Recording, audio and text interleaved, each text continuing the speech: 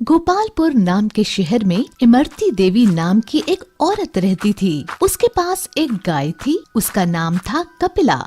कपिला ढेर सारा दूध देती थी। इमरती देवी के 3 बेटे थे। एक दिन इमरती देवी ने तीनों बेटों को अपने पास बुलाया और कहा, आ गए तुम लोग, आओ आओ बैठो। आपने हमें बुलाया माँ? हाँ बेटा, तुम लोग तो जानते हो मैं कपिला को बहुत प्यार करती हूँ।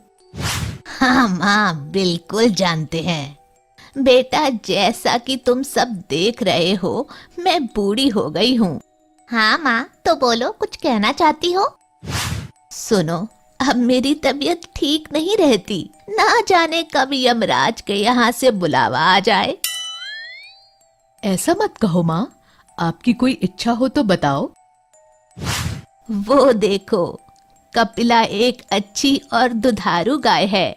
अभी तक हमारे घर का खर्चा इसी के दूध को बेचकर चलता था। मैं चाहती हूँ कि मेरे जाने के बाद भी इसे कोई तकलीफ ना हो। ये ऐसे आदमी के पास रहे जो इसका ख्याल अच्छे से रख सके। हाँ माँ, ठीक है। आप ये गाय हम में से किसी एक को दे दो, वही इसकी देखभाल करेगा। नहीं, एक को क्यों? इस पर सबका बराबर अधिकार है। हाँ, इसे किसी अच्छे किसान को बेचकर मिले हुए पैसे हम सब में बराबर बांट दो। नहीं, मैं इसे नहीं बेचूंगी। फिर क्या करोगी माँ? मैं इसे तुम तीनों में बराबर बांटना चाहती हूँ। तीनों में? ये कैसे हो सकता है? हाँ माँ, तीनों में वो कैसे? तीनों माँ की ओर देख रहे थे। देखो, सप्ताह में 7 दिन होते हैं और तुम 3 लोग हो, तो बारी बारी से एक एक दिन गाय को अपने पास रखना। इस तरह वो तुम सबके पास 2-2 दिन रहेगी। जिस दिन जिसके पास गाय होगी उसको दाना पानी भी वही देगा और उस दिन के दूध पर भी उसी का हक होगा।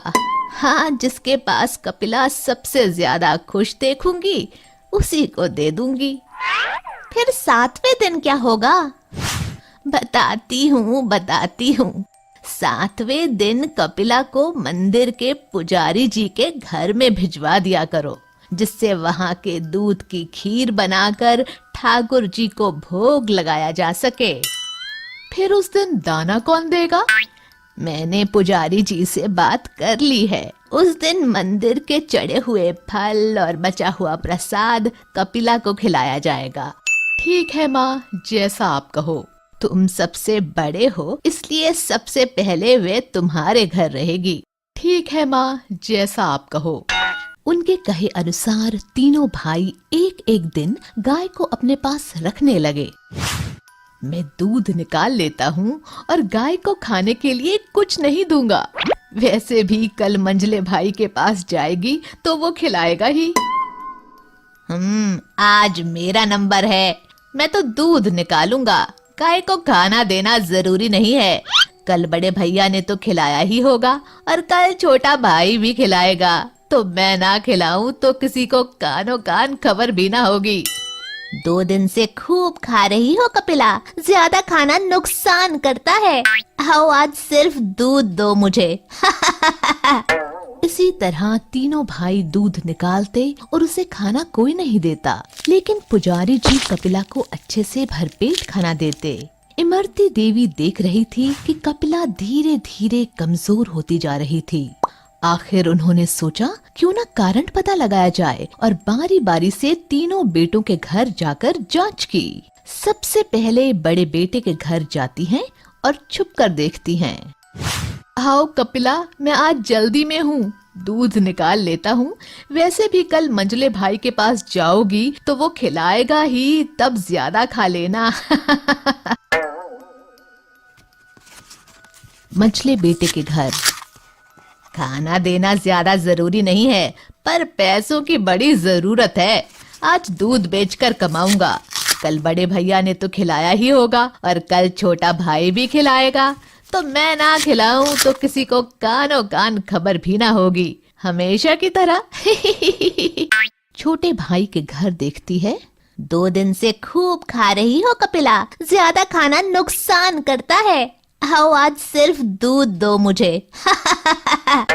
तीनों जगह इमरती देवी को यही देखने को मिला। कपिला की ये हालत देखकर इमरती देवी बहुत दुखी हुई और उन्होंने सोचा मंदिर जाकर भी देख लिया जाए। वहां जाकर देखा तो वहां उसे भरपेट भोजन मिला और थोड़ा दूध कपिला के बछड़े के लिए भी छोड़ा था। तब इमरती देवी ने कपिला को पूरी तरह से मंदिर को दान कर दिया। माँ, ये मैं क्या सुन रहा हूँ? तुमने कपिला को मंदिर में दान कर दिया? हाँ माँ, हमें बताना भी जरूरी नहीं समझा? कम से कम एक बार पूछना तो था। मुझे किसी से नहीं पूछना। मैंने तुम तीनों को देखा है दूध निकाल कर रखते हुए। किसी को भी कपिला के खाने की फिक्र नहीं थी। वो अगर अब तक जिंदा थी तो मंदिर के खाने की दम पर। इसलिए अब